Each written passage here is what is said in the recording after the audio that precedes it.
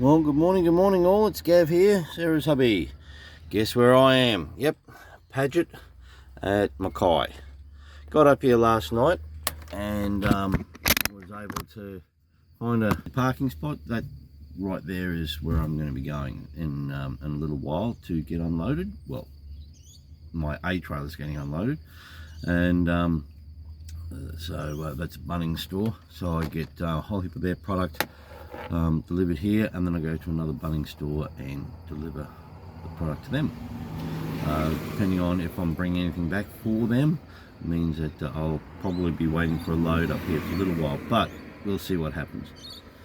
So, well, let's get on with this morning.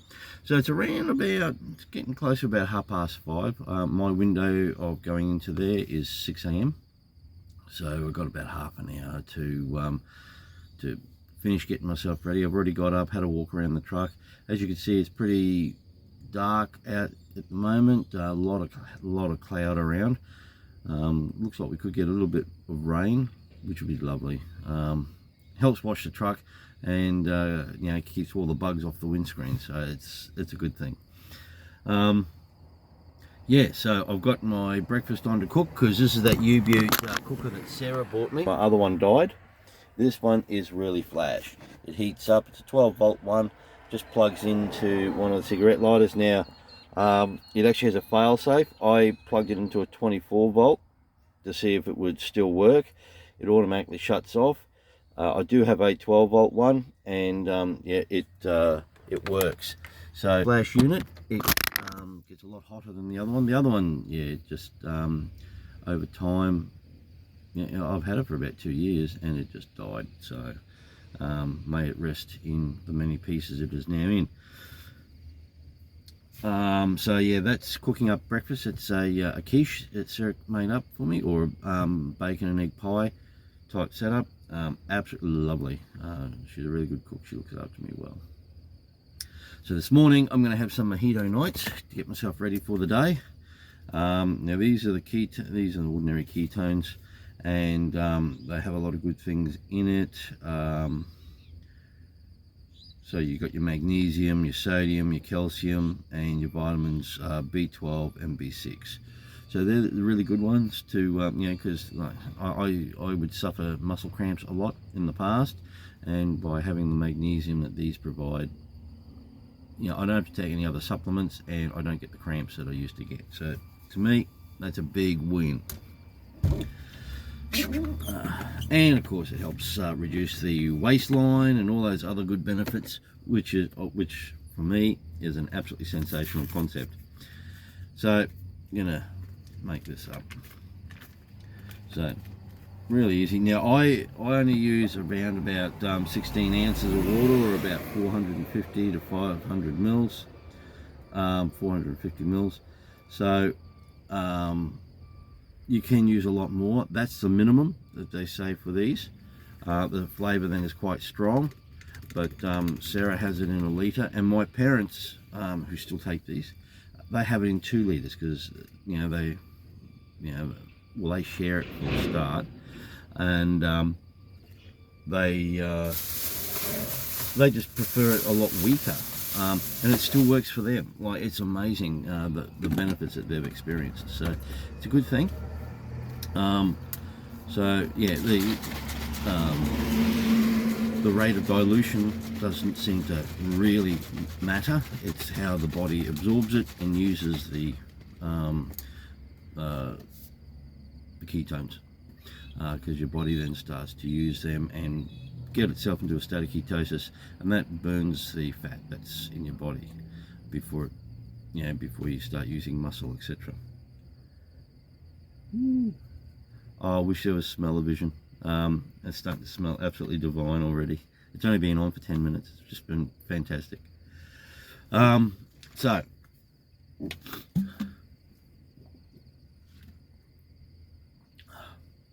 a bit more tart, this one.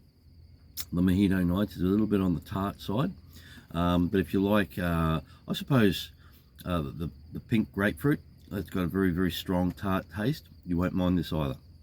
I do quite like the grapefruit, so Horses for courses, you like what you like. If you don't like it, of course, don't buy it. That particular one, buy something else. There's hundreds of different flavours, and I find that, look, I don't really have too much of an issue with any of the flavours, really.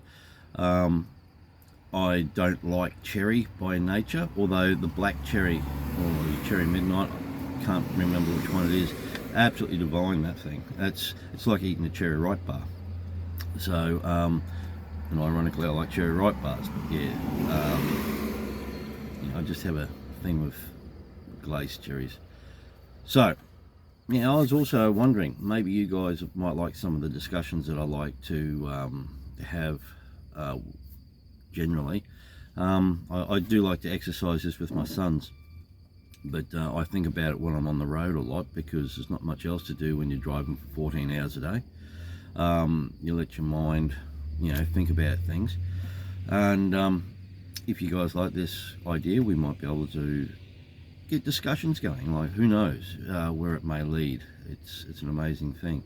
Now, one of the things I have discussed with my sons, and an idea that I have sort of put out there with people before, is we've had a history of warfare.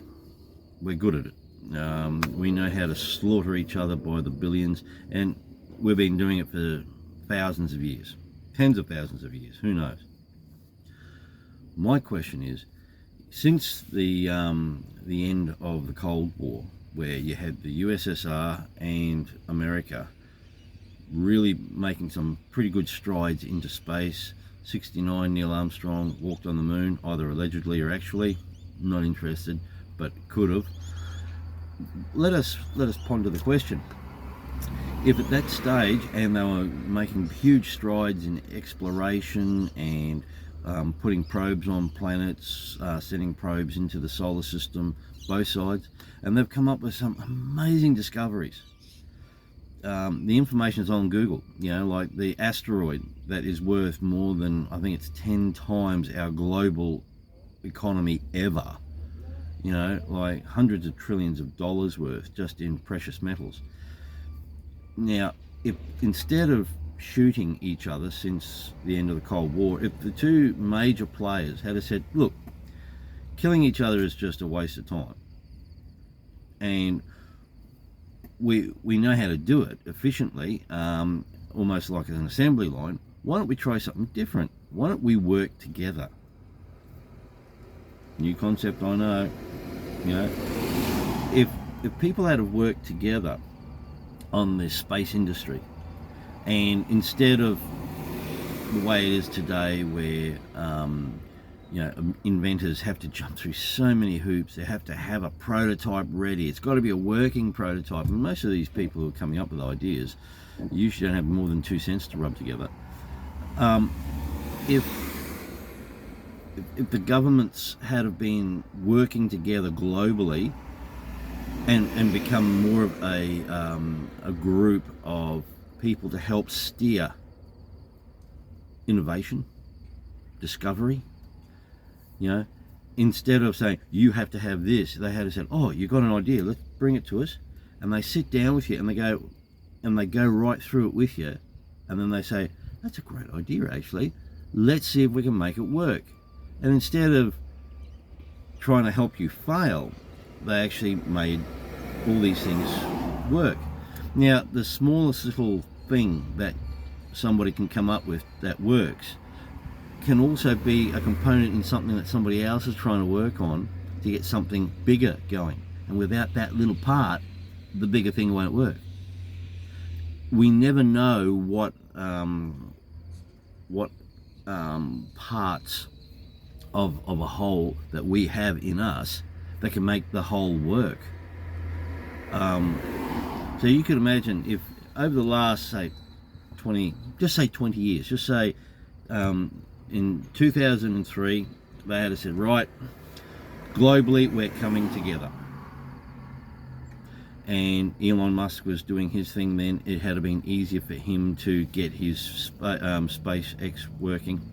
And then more money had been channeled to that and NASA and what's going on in America than in the military industrial complex. Now, the military industrial complex still has a role to play, because they do experimentation, like their skunk works for different types of aircraft, different concepts in flight.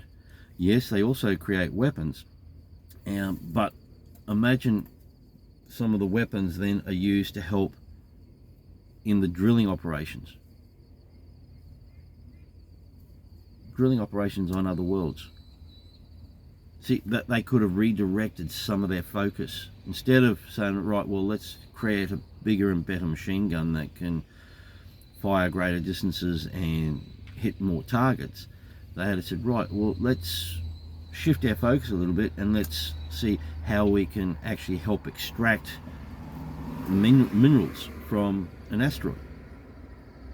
And then you go, right, well, over the last 20 years, all the other problems associated with being in space, like gravity, by now, in 20 years' time, people working on it all day, every day, and it's not just be, say, 50 or 60 scientists in a dark room somewhere, but the entire planet putting its efforts into it. They could have had a special form of gravity creation, artificial gravity creation, that we could be using on spaceships now. We could have space stations out in space. Now, people are saying, oh, the planet's overpopulated. Maybe it's at the right population level to now start sending people into space. Instead of killing people off, maybe we need more people. Maybe the people that are getting killed in war, they die before they have children. It could be their child who is the scientist who cures cancer completely. There is no more cancer. And we've just killed that person's father or mother. So they'll never be. I think, personally, and this could make everybody who follows me and has had any sort of interest in anything I've had to say suddenly turn off, but I look to the future of what could be if we worked together. You know, there's too much division in the world, like, good grief. You know, people want to hurt each other, people want to steal, people want to do crazy things.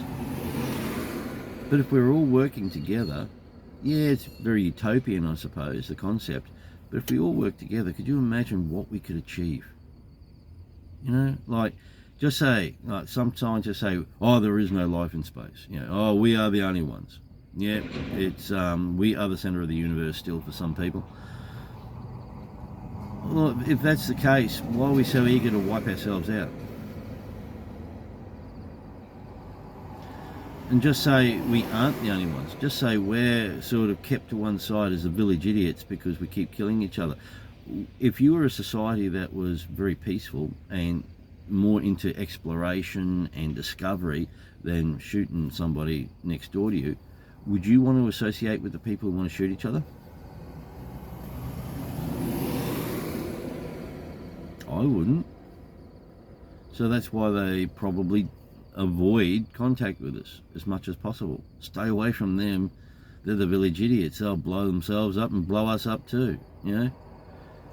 And why would they give us technology that means that we could fly around the galaxy, wreaking mayhem and all sorts of terrible things, when just leaving us to one side in an outer spiral arm of our galaxy,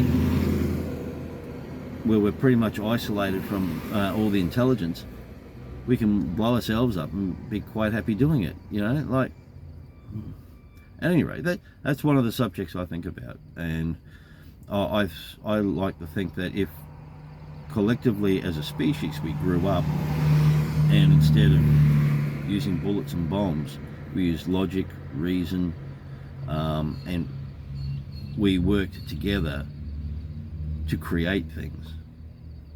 You know, like space is just this, you know, one thing. Like, even if we stayed a little bit closer to home and we said, well, how can we make places safer?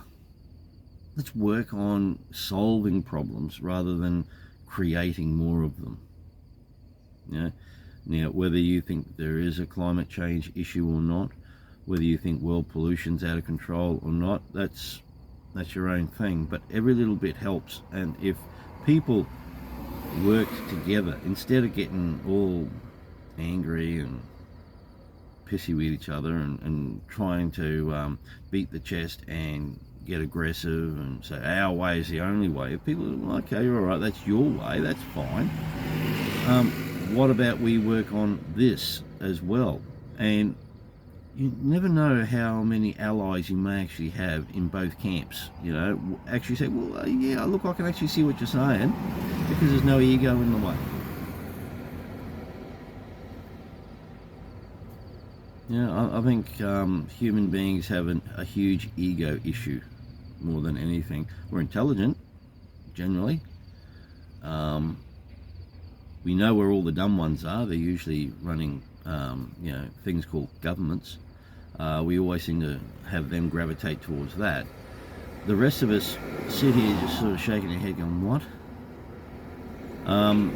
Maybe as a species, we start thinking more along the lines of how we can work together, cohabitate together, and just stop all the garbage. I think it's time that as a species we grew up. Don't know what you guys think. Hey, drop me some comments. Let's get some discussions going. Let's invite other minds in. Well, keep it respectful. You know, this isn't to start a fight. That's the last thing I want. Let's see what we can achieve together. Can you imagine a world where we start working together for a common benefit rather than an individual's benefit? You know, like, imagine we all benefit. Like, no more war. We don't have to worry about our children getting dragged into somebody else's war to die a horrible death. We don't have to worry about that. We don't have to worry about food shortages. There's always clean water. Yeah. And we aren't overstretching anything, because we start saying, well, look, let's create mines in space on spaceships. Once you create, you got the mine, you need a way of smelting the metal. You don't have to bring it back down to here. You can use the solar energy, i.e. Here's a noisy bugger. How about having it so that the spaceship goes into an orbit closer to the sun and just uses the natural energy from the sun to fire up the smelters, and you've got a hot side and a cold side of the ship. James Webb has proved that. They got one side that has the shields and the other side that's icy cold, so the James Webb satellite / telescope works. Why can't we do that with a spaceship that could be basically a giant smelter in space? And that way you're pretty much doing it for free, aren't you? You know, good old Sol, the sun, is doing it for you. There's no end to the possible solutions. You know, they may discover, oh, there's a source of uranium on one of the asteroids. We'll use that. Fine. With solar winds and solar radiation, a little bit more is not going to hurt anything, I suppose, and any of that will get pushed out into interstellar space. Now, I'm not saying pollute the universe, far from it. Let's face it, if there's a supernova and there are planets with uranium on them, they get destroyed as well, so there's uranium floating around in space everywhere. Radiation of all sorts out there. It's a very hostile environment. Let's not kid ourselves. But why aren't we exploring options like that? Instead of the likes of Elon Musk doing it on his own with his SpaceX program, and then the military and NASA and even the Russians going, ooh, he's got a couple of good ideas there. He's saving an absolute fortune by having reusable boosters and spaceships. Wow. Why didn't we think of that? Well, there's a lot of people out there who could have come up with something. They could have said, oh, why didn't we think of that? Because you guys aren't the font of all flame and knowledge. That's why. Maybe the rest of us actually have some brains and a couple of good ideas too. So perhaps it's time that the rest of us all sort of started saying to our elected representatives, enough's enough, no more wars. Those countries and those people who are really, really eager to brass each other up or to kill somebody or to do the wrong thing, if we basically said, right, that's it, your borders are closed off from the rest of us, you are not going to interact with us until you grow up. It wouldn't take very long, because the people in those countries would start to say, hey, hang on, we're missing out on what everybody else has got, and they'd pressure their politicians to pull their heads in. You know, it's not the people's fault, it's usually the leadership stirring the people up. So if we look at things from the perspective of, look, let's do something that's good. Good comes from good, bad comes from bad. And I'll tell you about another story if this sort of thing takes off. But I discovered in one situation I had that actually love is a lot more powerful than hate. It's a much more powerful thing, and it's much better for you. And love begets love. Like if you love your neighbour, love thy neighbour as yourself, it's amazing just how much better things are. You don't have to like your neighbour, but just love them instead. Love them as being a person that you don't go out and actively hurt or hate. So all that aside, imagine we start having a shift in our mental state, and we start looking towards what we could create.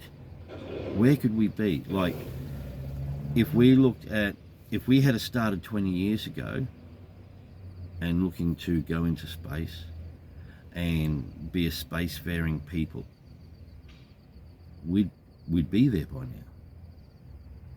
So if we start today, in 20 years' time, imagine the wonderful things our kids will have.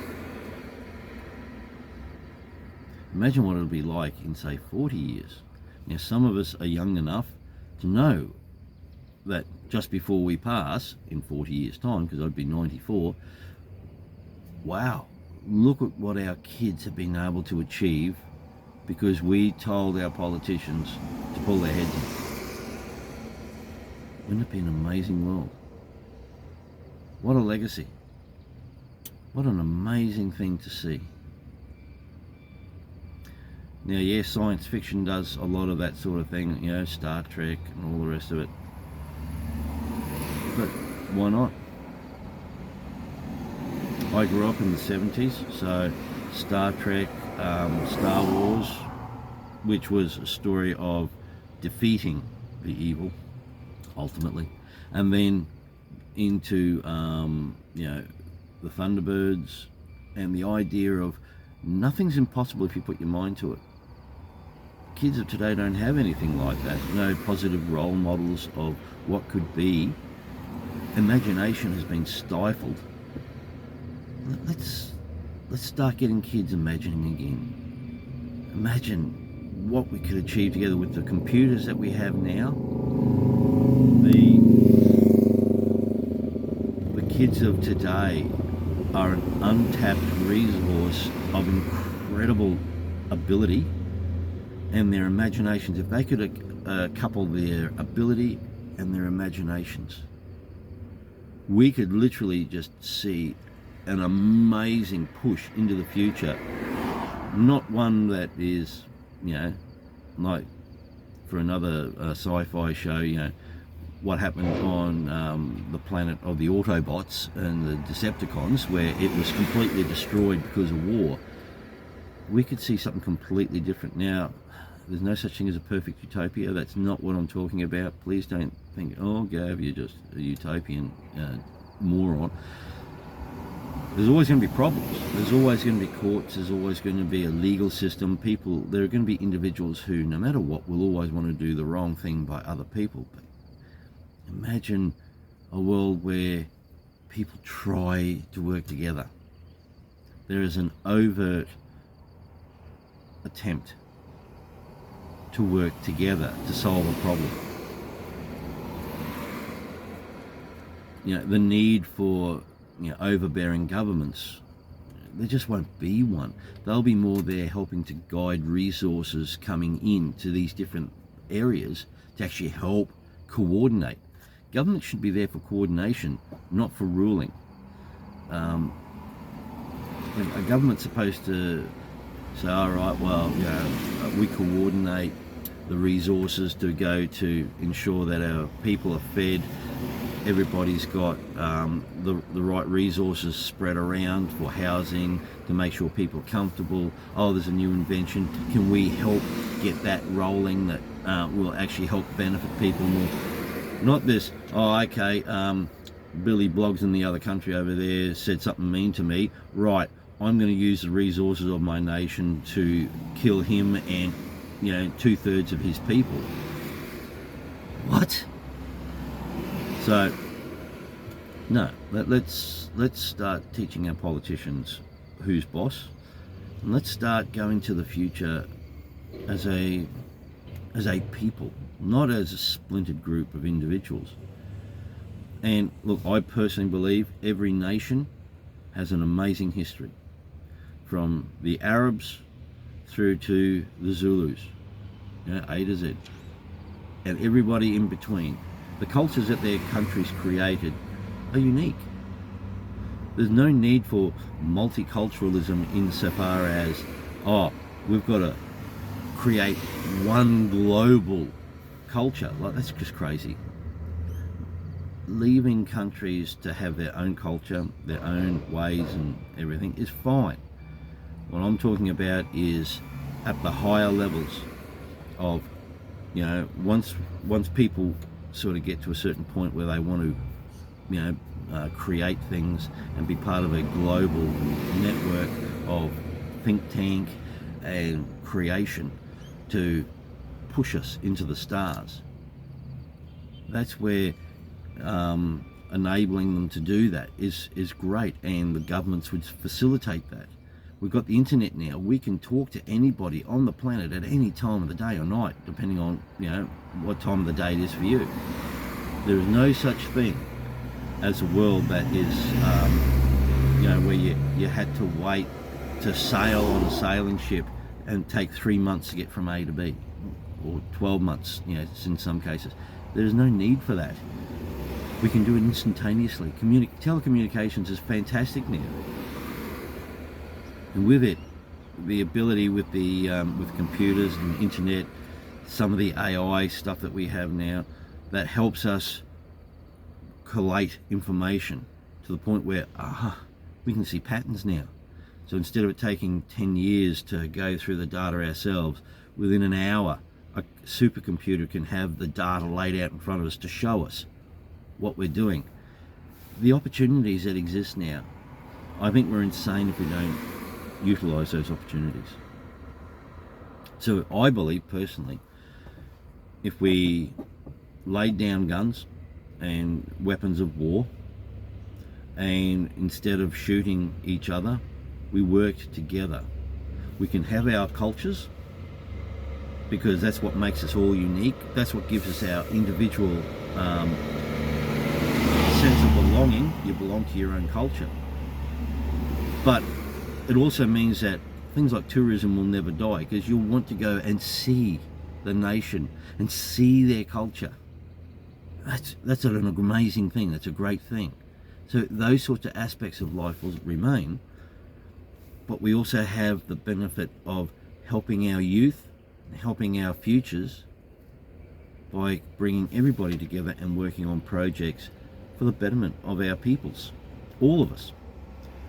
And how do we know that 8.5 billion people is enough to get us into space? We may need 20 billion people, because you're going to need people on different planets, bases, like they want to create bases on the moon, they want to create bases on Mars, possibly Europa, possibly who knows where else, for all these different aspects of what they need to do. That's fine, that's great, that's awesome, but you're still going to need people back here. So you're going to end up with millions, maybe billions of people working throughout the solar system on different planets, discovering, building spaceships, building communities in space, on space, space stations. The opportunities are incredible.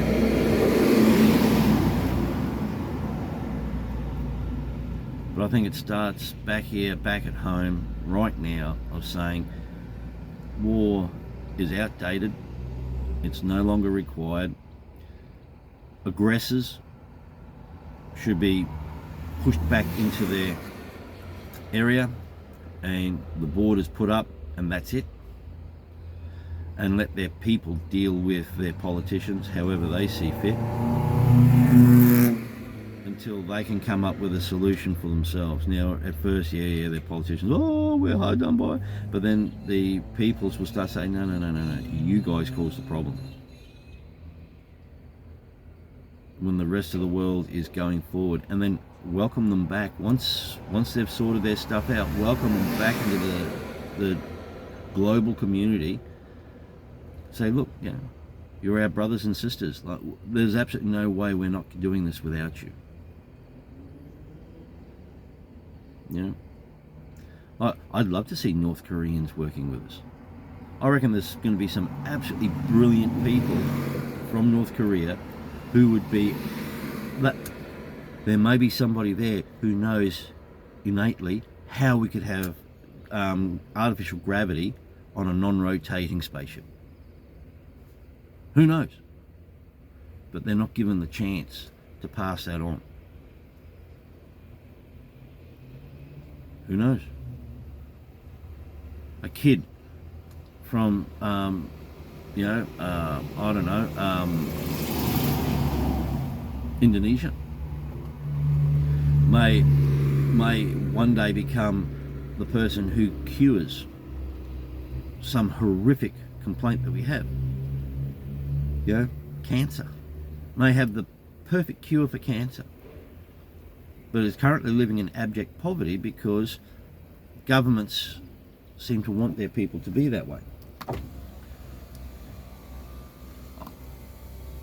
We never know unless we have a go at trying to fix the problems, and that's what I'm trying to say is, by using the thought of going into space, it will take everybody coming together, and from that you got your medical fields. They'll be taking people in, and from all over the world. There won't be such a thing as poverty. There just doesn't need to be. Everybody has an opportunity. Yes, there will be criminals, so there'll be opportunities there as well for penal settlements. Some people might elect, oh look, I'm a crook, I'm a recidivist, I'll never ever be able to be released into society. But they may go, look, I'll work a mine on an asteroid, and they have a chance to go into space. It may change their lives to the positive, and they just go, look, I now understand that I'm not the center of my own universe. The universe is a huge place. I want to be part of the big push, and let it be. So look, that's just my take on it. It's a little bit longer than what I expected to talk about. There are plenty of others. I have lots of other topics I love to talk about. I can talk under wet concrete with a mouthful of marbles.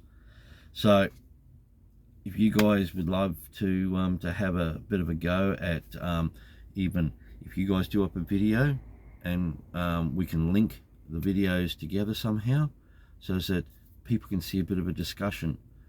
Now, I'm solution oriented, so if you guys see a major hole in my thinking, by all means let me know.